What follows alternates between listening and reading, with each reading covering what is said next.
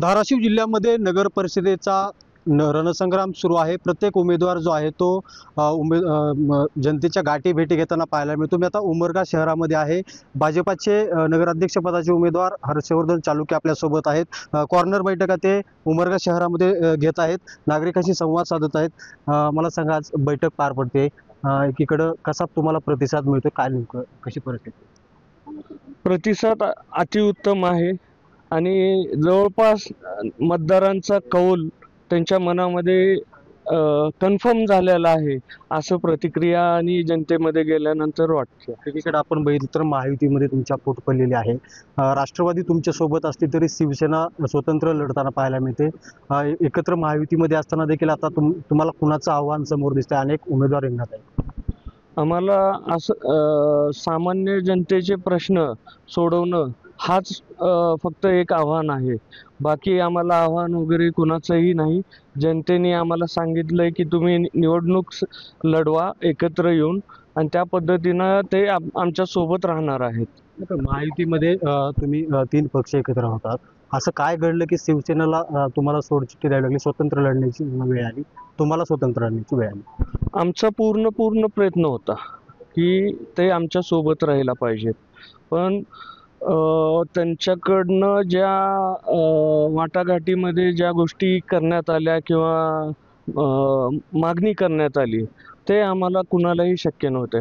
कारण भारतीय जनता पार्टीचे 7 नगरसेवक होते। आता नुकतेच जे भारतीय जनता पार्टीमध्ये आलेत आदरणीय बसवराजजी पाटील साहेब, त्यांचे 8 नगरसेवक होते आणि नगराध्यक्षपद हे सुद्धा भारतीय जनता पार्टीकडे होतं, काँग्रेस पक्षाकडे होतं। आणि त्या ह्याच्या बेसिसवरती आमचे 16 नगरसेवक असताना आम्ही नगराध्यक्षपद दुसऱ्याला देणं योग्य नाही। आणि अजितदादा पवार यांचा जो गट आहे त्यांचे 4 नगरसेवक आहेत, म्हणून आम्ही ठरवलं की आपण संयुक्तिक आणि एका विचाराने, जर त्यांना पटत नसेल तर जेवढं शक्य होईल तेवढं आपण महायुतीचा आणि लोकांच्या मनातला एक पर्याय द्यावा। एकीकडे उमरगा शहरातील रस्त्याची अत्यंत दयनीय अवस्था आहे। काय शहराचे प्रलंबित प्रश्न आहेत आणि तुम्हाला जर जनतेने संधी दिली तर काय कुठले काम असे आहे की तुम्हाला प्रायोरिटीने ते करायचे? स्वच्छता आमचा सगळ्यात पहिलं प्रमुख एकदम विषय आहे। कारण उमरगा शहरामध्ये फिरत असताना मी डोर टू डोर जातोय, जनतेचं त्यांचे प्रश्न समजून घेतोय, जेणेकरून उद्या सत्ता जर लोकांनी आपल्याला दिली आणि देणारच आहेत तर आपल्याला किमान ते बेसिक गोष्टी तरी 50-60 वर्षापासून आपण ते देऊ शकलो नाही, हे आमचं चॅलेंज आहे।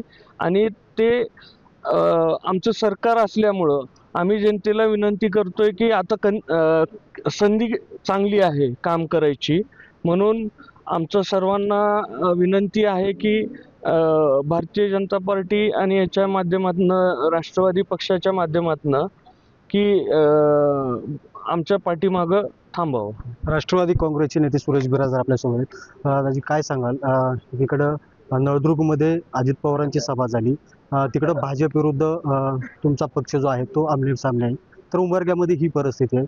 काय एकंदरीत चित्र महायुती कुठं म्हणजे कमी पडते की एकत्रित लढत नाही? नाही, उमरग्याच्या बाबतीत बोलायचं म्हणलं तर उमरगा शहरामध्ये प्रचंड प्रतिसाद आज भाजप आणि राष्ट्रवादी युतीला मिळतोय।